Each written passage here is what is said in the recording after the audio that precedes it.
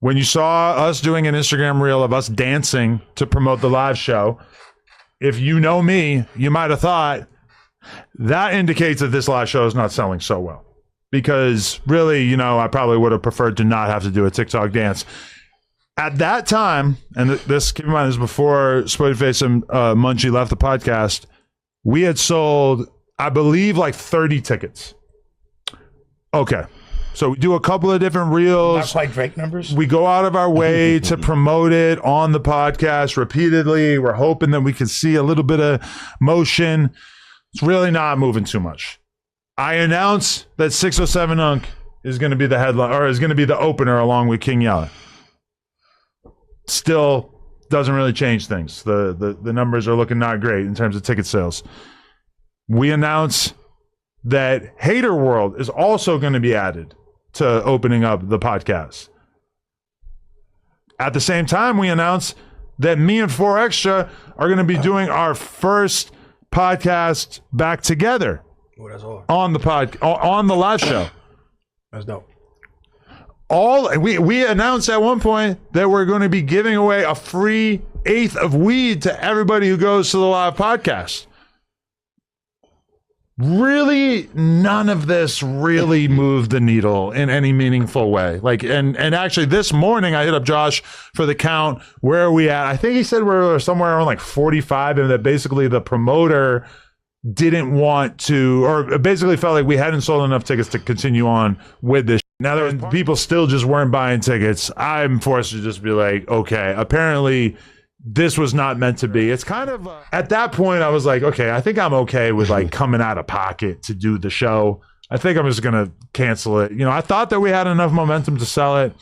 Turns out, not so much. So. Yo, it's Big Ant, the spokesman, man. We back. Another edition of Urban Politicians TV, UPTV. Make sure you stay on your pivot at all times, man. Had to come tap in, and I had a link in the description where you can watch the clip in the beginning and full from the No Puncher podcast, where No Puncher22 had to come through and let everybody know why he had to cancel the No Puncher live show. And I want to make this an educational conversation right here of accepting reality for what it is when it hits you in the face. As we've seen throughout the years, No Puncher22 has made fun of people for album sales, careers not doing as well anymore, or what they would say falling off. He's clowned people, he's mocked people. Recently, when that Money Man has said that his career wasn't this or that, or he didn't do any streams and he wasn't successful, when it comes back around, because I can probably guarantee y'all,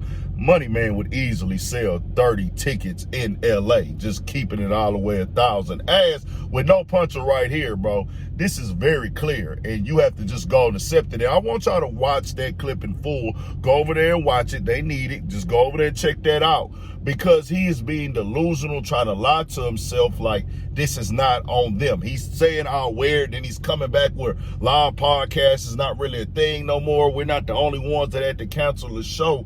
But you're not in the position of everybody else, No Puncher22, because you compare yourself to platforms that don't have 4 million subscribers, 2 or 3 million, or whatever you got on your Instagram pages. Those got millions, maybe 1 million plus on Twitter. On top of the fact, you and your wife are cross-promoting Lena the Sperm Cleaner, because she getting her back ran in and everybody having a way with her in that industry y'all in. Just keeping it all the way 1,000. You have all these other things promote this as well, and you couldn't even give away free weed to get people to come. Momentum. The things were going very well, that there was a lot of energy on the podcast and everything, and the ticket sales really kind of told a different story. I'm going to give you some advice. You're going to have to do your show for free. That means that people don't value you like that. That means that show that you have, they are there because they are familiar with it, because you have the numbers already. They're not really there like, hey, we really respect this. We really rock with this. We're really part of the movement for this. That is over for that show. And it just is what it is. And you have to accept it. You can't come on here and lie to us, man. And I want this to be clear to y'all. Me being a YouTuber going on 8 years now, I could sell 30 tickets to 45 tickets to my family. If I do, and I plan on doing a live show for my 8 years in the game now. I'm going to do a live show. I just haven't had the date and time to really set it up. I had already talked about it. I'm going to do one.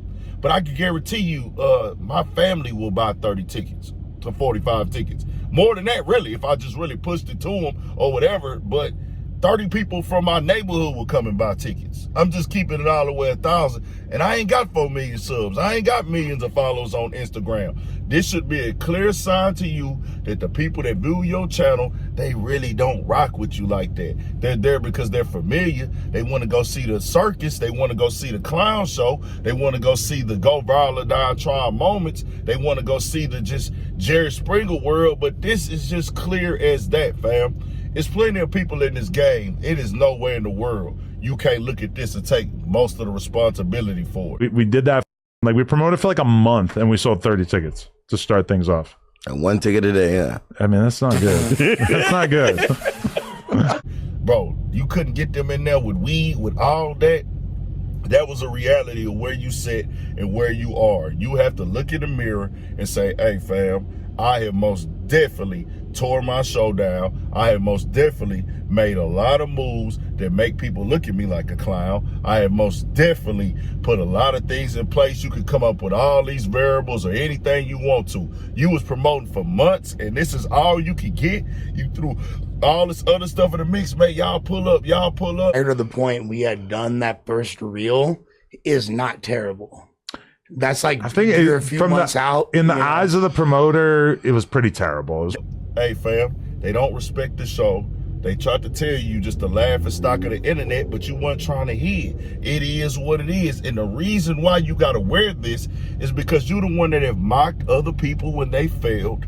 You're the one that clowned other people on the internet when they albums didn't sell or they didn't do that many streams. Numbers became everything to you when it's time to win the conversation. Well, nah, we gonna make this a numbers conversation right here, man. I guarantee you, I could get 30 people to buy tickets from my neighborhood at a live show. This is a fact.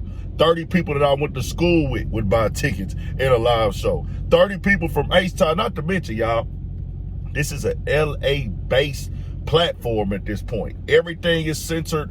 Most of the part of this platform is around LA. There's other things there. The audience for that platform is right there in the culture of LA, the backyard of LA. Y'all are in the area of LA, and you can't sell 30 tickets right where you at.